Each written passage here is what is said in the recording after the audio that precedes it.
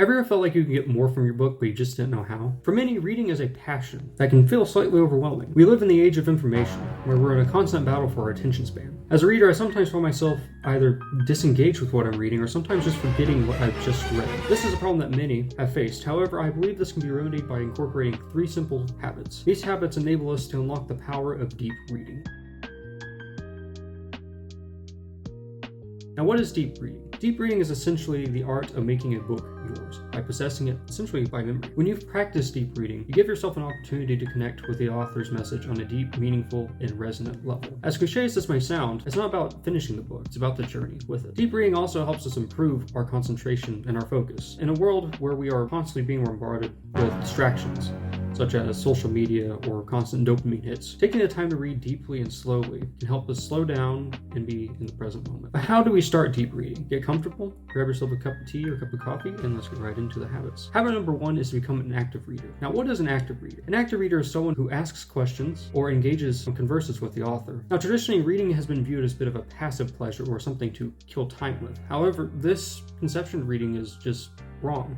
Regardless of genre, we read to engage in emotional depths, to connect, to understand, and to learn. According to Mortimer Adler, author of How to Read a Book, reading a book on any level beyond elementary is essentially an effort on your part to ask it questions and to answer them to the best of your ability. Now, what kind of questions do we ask? Well, we ask questions such as, why does the author believe this? Do I agree or disagree with the author? Does this passage or information really resonate with me on any level? What is the message that the author is conveying? By incorporating these questions or questions similar to it, you are training yourself to start asking questions when you're reading. Now, habit number 2 is one of my personal favorites, marginalia. Marginalia is essentially taking notes in your book. Now, this may be viewed as blasphemous by some readers, but trust me, it works. I used to think this way myself. In fact, a few years ago, I would be scared to write my name in my books. However, now I incorporate marginalia in a very meaningful way. It helps me to remember what I've read. It helps me to find and identify passages that I would like to look back on or to engage more with. And it also helps me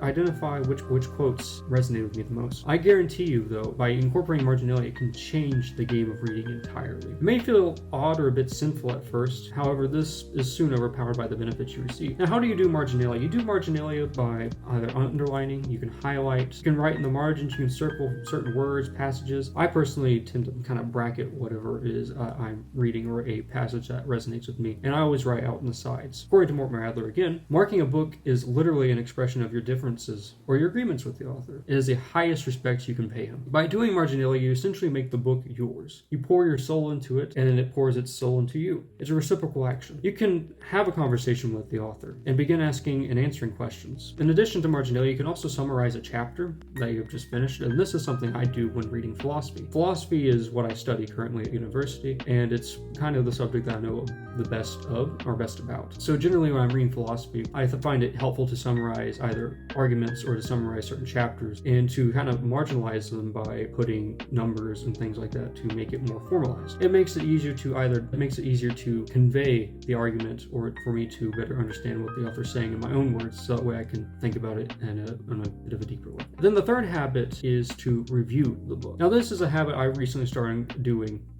myself, and I found that I have been able to remember what I've read much better because I have been taking the time to actually try to break it down. Now, how do I review my books? I review my books on a grading scale of 0 to 100 because it is slightly more objective than the 0 to 5-star rating scale that you typically see on apps or websites such as Goodreads. I also tend to write about what I've learned from the book, whether it's nonfiction. Generally nonfiction is what I write whenever I'm talking about what I've learned. However, this can also apply to fiction. We actually kind of learn a lot more from fiction than we do from nonfiction. Now, the way that I kind of do this grading system is I give it all based on percentages. So plot and storyline is at 20%, where I kind of assess the quality or the originality. Does the plot make sense? I consider pacing, character development, narrative structure, things like that. Evaluate the author's writing style. Did I enjoy the writing style? Was it something that made sense? Did it flow smoothly? And then I also talk about character development. And I analyze, the depth and complexity of characters, because we don't like shallow characters and we don't want overly complex characters. Now, a lot of these are just 15%, but they can be any percentage that you personally want it to be. be. And then I also go over the themes and messages and explore whatever underlying themes and messages the author's trying to convey in a written work. I look at the emotional impact that the work has had on me, if it has resonated with me on a deep level, has left me changed, or if it just repulsed me. I also look for originality. You don't want someone who's plagiarizing another author. It doesn't really look, it's not a good look. Pacing and structure is something that I kind of look into a bit more. It's not something that is the biggest turnoff for me whenever I'm reading, but it is something that does help whenever there's good rhythm, when there's good structure. And I also factor in my overall enjoyment. What did I like? What did I not like? Characters that I enjoyed.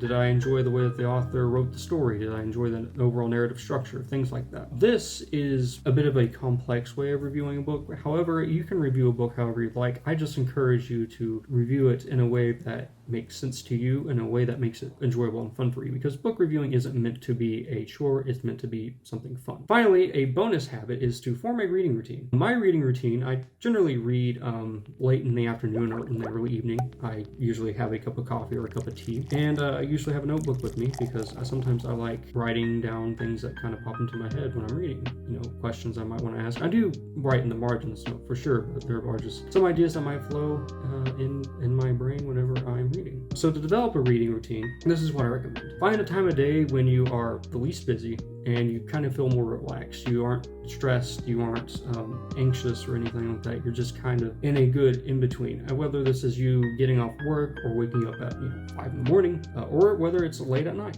Find a time that works for you. 2, I would recommend going to a quiet area, whether it is a room in your house, a room in your apartment, or someplace in your dorm, or a library, for example. And then number 3 would be to set a goal. Set a page goal, like for example, reading 5 pages a day. If you have a 220-page book, reading 5 pages a day is quite manageable. You could finish that book in about a month. If you want to, you can say, hey, I want to read for 30 minutes a day. Just setting some sort of goal helps instill that routine and make it more powerful, more of a something that sticks around. And then 4, which is the most important thing, is to remember that reading is meant to be enjoyable and engaging. Read what interests you. Don't read what other people tell you to read. Don't read what other people expect you to read. Read whatever gravitates to you, whether that is romantic fiction or whether that is nonfiction like psychology books or math books. Read whatever engages you and helps you to enjoy the art of reading in a deep way. And there we have it. These are the ways that you can become a deep reader: by becoming an active reader, by doing marginalia or taking notes, and by really reviewing the book. So what does your guys' reading habit look like? What are some habits that help you with your reading? What are you currently reading right now? I'd really like to know. Enjoyed this video and like to see more content like this, be sure to hit the subscribe button and check out my other videos. Thank you guys so much for watching, and I will see you very, very soon.